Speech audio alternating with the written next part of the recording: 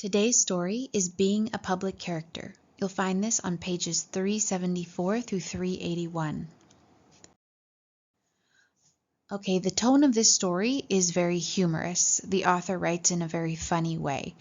The story is told in the first person point of view, and the one telling the story is a dog named Spot.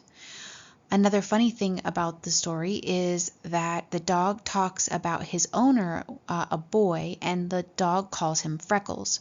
So the dog is probably called Spot because he has spots, so it's a bit funny that he calls his owner Freckles because the boy probably has freckles. So the dog is naming his owner the same way we would name a dog, right? By their physical characteristics. Now, Spot is a static character. No matter what happens in the story, he really stays the same. He doesn't change. He doesn't learn any lessons from the things that happen to him. Even by the end of the story, he's still very proud, and he keeps acting the way he thinks people expect him to. Now, a public character is someone that's well known or well respected. And they call him a public character originally because he bites a circus lion. And in the story, you see that he does this accidentally. He thinks it's another dog, so he didn't really mean to bite the circus lion. But he gets a reputation, and they think he's this very tough dog, and so he decides he needs to act tough because that's what people are expecting out of him. And then by the end of the story, he becomes a public character again when he rescues a baby from a fire. But the ironic thing about this rescue is that he doesn't mean to rescue the baby. He thinks he's getting his owner's sweater and accidentally rescues the baby. So he makes a statement in the story: you have to act the way humans expect you to act if you want to slide along through the world without too much trouble. So this shows that he's referencing peer pressure, right?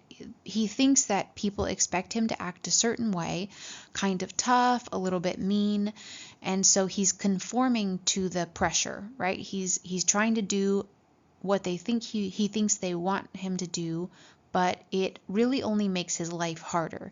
He thinks it's going to make his life easier, but it makes it harder.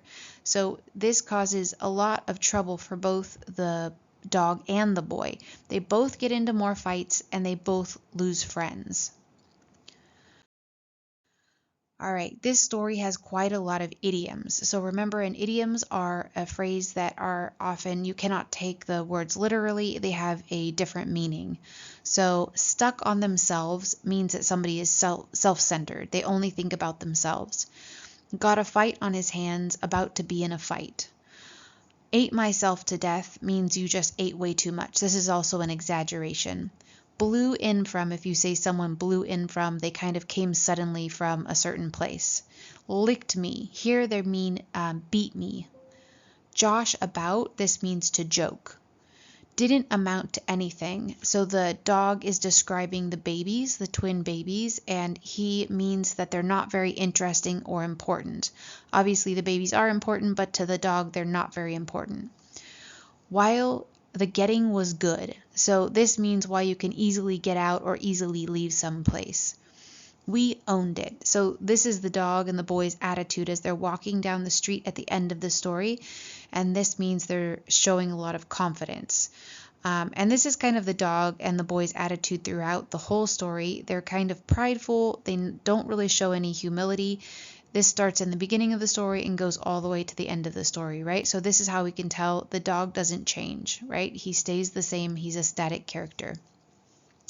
So when the dog is rescuing the baby from the fire, the author uses some figurative language to describe the fire.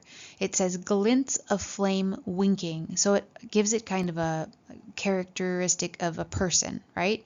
And the flame and smoke licked up around me. So again, kind of a human characteristic here. And then a metaphor.